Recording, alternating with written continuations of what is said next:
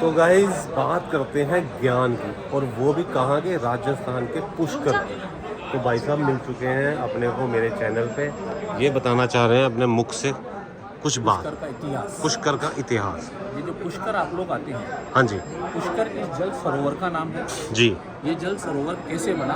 भगवान ब्रह्मा ने ब्रह्म लोक से एक पुष्प गिराया, ओके वो पूरी पृथ्वी का सृष्टि का चक्कर लगाता हुआ ओके यहाँ बीच में मंदिर बना हुआ है, जी वहाँ आकर पुष्प गिरता है। ओके वहाँ पुष्प गिरने से सप्त पाताल छेदन होकर जल का उत्पत्ति होता है। ओके तो ब्रह्मा यहाँ हजारों वर्ष तक तपस्या करते हैं ओके और 5 दिवस का यज्ञ करते हैं। ओके। और जो आप ये बता रहे थे, वही मैं आपको बता रहा हूँ। तो यज्ञ में 2 चीज होना आवश्यक। क्या? पहला शुभ मुहूर्त, ओके। दूसरा धर्म पत्नी। ओके। तो भगवान ब्रह्मा की पहली पत्नी माता सावित्री, जिनका मंदिर अभी आपने देखा होगा पहाड़ी पर बना हुआ है। हाँ जी तो भगवान नारद जी ब्रह्मा के सबसे बड़े पुत्र हैं। तो वह माता पिता में झगड़ा कराते हैं।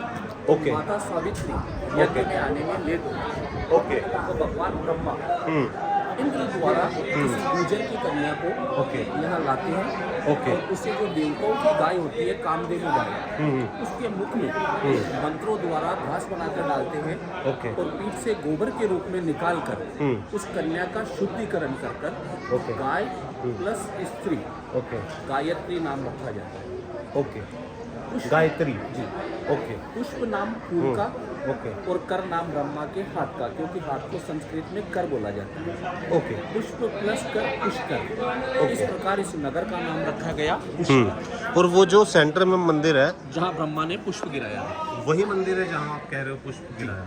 यहाँ ब्रह्मा ने पुष्प गिराया था और यहीं से सप्त पाताल छेदन होकर जल का उत्पत्ति हुआ। ओके जब भगवान ब्रह्मा यहाँ यज्ञ करते हैं, तो जब ब्रह्मा की फर्स्ट वाइफ आती है और वो आकर देखती है कि ब्रह्मा मेरे होते हुए किसी पराई स्त्री के साथ यज्ञ कर रहे हैं, तो क्रोधित होकर सबसे पहला श्राप ब्रह्मा को देती है कि आपने मेरे होते हुए गृहस्थ का अपमान किया, घर परिवार का अपमान किया, इसलिए मैं पहला श्राप आपको देती हूँ कि पूरे विश्व में आपका एक ही मंदिर रहेगा और वो भी अपूजनीय। ओके। इसीलिए हम लोग घर में सभी अब देवताओं उसमें का, मतलब पूजा नहीं हो सकती? पर जैसे घर में सभी देवताओं का स्थान रखते हैं, लेकिन कभी ब्रह्मा का नहीं, नहीं रखते, बिल्कुल ठीक है। क्योंकि ब्रह्मा जो है उनका अपूजनीय मूर्ति है। ओके तो जब माता सावित्री ने ब्रह्मा को श्राप दिया, तो भगवान ब्रह्मा ने उनसे निवेदन किया कि मैंने इतना बड़ा तीर्थ पृथ्वी लोक मृत्यु लोक में बनाया, तो मेरा तीर्थ विश्व विख्यात कैसे होगा? तो माता सावित्री ने कहा जो भी यात्रीगण आएंगे आपके जल सरोवर के लिए आएंगे। इसी सरोवर का okay world famous camel fair के नाम से पुष्कर मेला लगता है कार्तिक मास एकादशी से पूर्णिमा तक, ओके जिसको आप लोग देवउठनी एकादशी बोलते हैं। उस देवउठनी एकादशी से पूर्णिमा तक ओके इन 5 दिवस में यहाँ वर्ल्ड फेमस कैमल फेयर के नाम से मेला लगता है। ओके। इस पुष्कर तीर्थ में चारों तरफ 52 घाट बने हुए हैं, 52 घाट 52 गेट्स हैं, ओके। मोर देन 1000 टेम्पल है इन पुष्कर, ओके। जिसका एक ही गवर्नमेंट चैरिटी बना हुआ है। जो भी यात्री लोग आते हैं परिवार से, ये देखिए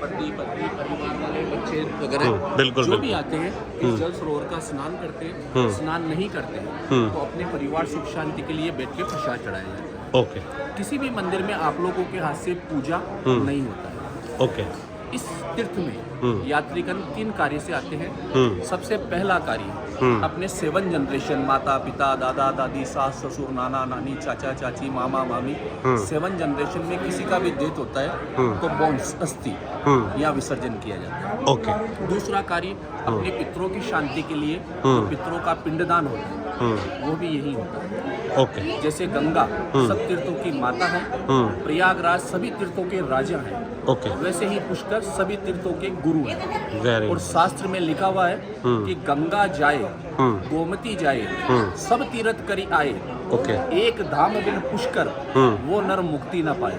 ओह वाह। इसीलिए इसे सभी तीर्थों का गुरु कहा गया है। अच्छा एक बात और मुझे जाननी है, आपने बहुत अच्छे तरीके से मेरे YouTube चैनल पे अच्छे से समझा। जैसे मेरे को अभी नॉलेज मिली है कि जो सरस्वती माता थी वो ब्रह्मा की विद्या और ज्ञान की माता थी, वो वही बाद में सावित्री देवी बनी। इसका भी मैं बताता हूँ। भगवान सरस्वती ब्रह्मा की पुत्री थी। ओके। ब्रह्मा के 5 मुख थे। अभी आप मंदिर दर्शन करेंगे वहाँ 4 मुख है, जैसे अपने चारों दिशाएं हुई, चारों वेद है, ऋग्वेद, सामवेद, यजुर्वेद, वैसे ही ब्रह्मा के चतुर्मुख थे। तो ब्रह्मा के 5वें मुख ने बेटी सरस्वती को पत्नी के स्वरूप में देखा। ओके। तो भगवान महादेव ने त्रिशूल से उसका सिर काटा था। ओके। जो कि पाकिस्तान में ब्रह्मपुरी, ओह वहाँ जाकर वो भाई, 5वां सिर ये गिरा। नॉलेज वाली बात है, इस ध्यान से समझना इस बात को। ये 5वां मुख जो है ये पाकिस्तान ब्रह्मपुरी में जाकर गिरा था। ओके। इसीलिए साउथ में लोग अधिकतर यही समझते हैं कि सरस्वती ब्रह्मा की पत्नी थी, ओके। जबकि सरस्वती ब्रह्मा की डॉटर थी। ओके। ये जो गायत्री माता है ये है गुर्जर की कन्या जो दूध दही बेचती है। उन्हें यहाँ शुद्धिकरण कर कर जो देवताओं की कामधेनु गाय होती है इसके द्वारा शुद्धिकरण कर कर गाय प्लस स्त्री गायत्री नाम रखा। और फिर यहाँ ब्रह्मा ने 5 वर्ष का यज्ञ। अभी आप लोग मंदिर में जाएंगे वहाँ ब्रह्मा के साथ में वेद माता गायत्री जो अपन ओम भूर्भुवः गायत्री मंत्र जी। इस गायत्री का उत्पत्ति इसी पुष्कर तीर्थ से है। ओके, बहुत बढ़िया, जब बहुत बढ़िया। माता ने ब्रह्मा को श्राप दिया तो उनसे रूठ कर माता सावित्री पहाड़ी पर बैठ गई। और इन्हीं का दूसरा स्वरूप जो कलकत्ता में काली के नाम से अखंड सौभाग्य का पूजन, ओके। वो काली के नाम से जो काली घाट है कोलकाता में। ओके, तो आपसे मेरे को इतनी सारी चीज़ें क्लियर हुई हैं आज। आपका शुभ नाम? पवन पाराशर। पवन पारस जी से मिलके इतनी बढ़िया तरीके से इन्होंने एक्सप्लेन किया है भाई, जो हमारे मतलब जब सृष्टि का निर्माण हुआ था तब से लेके अभी तक की जो जितनी भी बातचीत है इन्होंने बहुत अच्छे तरीके से हमारे चैनल पर रखी है। तो मैं दिल से धन्यवाद करना चाहता हूँ। बहुत बहुत शुक्रिया, आपने दिल से मतलब हमें अच्छे से मान सम्मान दिया और हमारे चैनल के थ्रू बहुत मतलब जितने भी सब्सक्राइबर हैं उनको ये सारी नई नॉलेज मिलने वाली आपके ज़रिए। जी सर, बिल्कुल ठीक है जी। ये अपना सनातन धर्म है, पढ़ना चाहिए। बिल्कुल तो यही बिल्कुल हमारा कार्य है जी। कि अपने तीर्थ के बारे में जानकारी दें। नहीं नहीं, बहुत अच्छी बात है, बहुत अच्छा लगा मेरे को आपकी नॉलेज, मेरे को समझ आ गई और आपके थ्रू अपने मेरे सब्सक्राइबर को भी समझ आ गई कि भाई ये बातचीत भी जो छिपी हुई थी वो आज छप गई, जी है ना। अपने हिंदुओं के पूरे विश्व में 68 तीर्थ हैं। उन 68 तीर्थों में सबसे बड़ा गुरु पुष्कर। पृथ्वी लोक पर सभी देवी देवताओं के स्थान आपको हर जगह मिलेंगे। जैसे विष्णु मंदिर हर जगह मिलेगा, केवल ब्रह्मा का मंदिर पूरे विश्व में केवल एक पुष्कर है। तो गाइज हम बहुत मतलब हम सौभाग्यशाली हैं, बहुत बड़े सौभाग्यशाली हैं कि हमारा मतलब यहाँ इस धरती पे पैर पड़ा, हमें बुलाया यहीं पे। अभी हम स्नान करने वाले हैं, फिर इसके बाद आपको कनेक्ट करते हैं। ठीक है जी, बहुत बहुत धन्यवाद।